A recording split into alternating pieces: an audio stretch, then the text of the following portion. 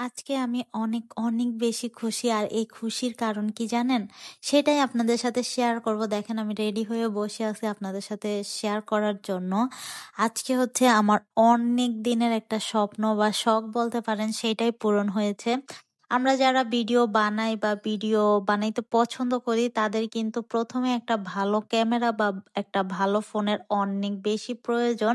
তাইলে কিন্তু ভিডিও বানাইতে আরো বেশি ভাল লাগে। আমিও যেহেতু ভিডিও বানাইতে অনেক বেশি পছন্দ করি, আবার আপনাদের সাথে শেয়ারও করি। সেই কারণে আমার একটা ভালো ক্যামেরা বা একটা ভালো ফোনের অনেক বেশি প্রয়োজন ছিল।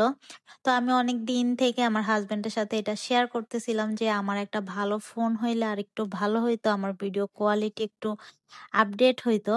তো এটা অনেকদিন থেকে শেয়ার করতেছিলাম। কিন্তু ওই সময়টা আমাদের অনেক ক্রাইসিস ছিল। যে সময়টা মানে আমি শেয়ার করতেছিলাম। কিন্তু আমি এখন ভাবি নাই যে নিবো। আমি ভাবছি আরো কয়েক মাস পরেই নিবো। একটু ক্রাইসিসটা পার হয়ে যায়। ফ্যামিলিকেও তো অনেক প্রবলেম থাকে। কিন্তু আমার মুখ দিয়ে একটা জিনিস বের হইছে তার কাছে। আমি পাই নাই এমনটা হতেই পারে না। তার সাধ্যের বাইরে গিয়ে হইলো আমার জন্য কিনছে। তো ওইটার সাথে আমার যা, যা প্রয়োজন ছিল টুকটাক ওইগুলা সব নিয়ে আসছে।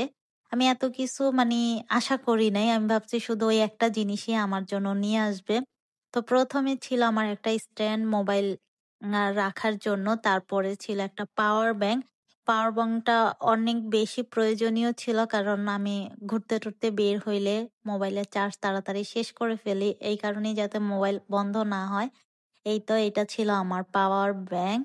আর যেটার জন্য আমি আপনাদের সাথে শেয়ার করতে বসছিলাম সেটা হচ্ছে এইটা আমার অনেক দিনের স্বপ্ন। এটা অনেকের কাছে সামান্য বিষয় হইতে পারে, কিন্তু আমার কাছে অনেক বিশাল একটা বিষয়। কারণ ওই সময়টাতে ফোন নেওয়ার মতো আমাদের অবস্থা ছিল না। আমরা অনেক ক্রাইসিস এর মধ্যে ছিলাম।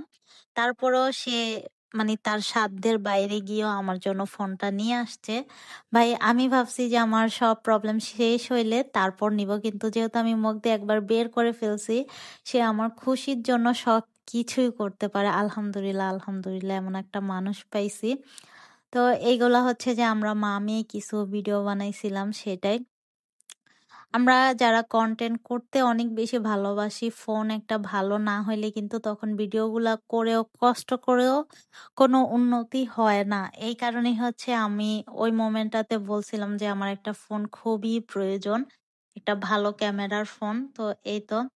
এর আগেও একবার ভালো একটা ক্যামেরার ফোন কিনার জন্য আমি আমার ফোন চেঞ্জ করেছিলাম। প্রায় মানে ৭-৮ মাস পরে আবার আমি এই ফোনটা নিছি। আমার মানে স্বপ্ন বা ইচ্ছা ছিল।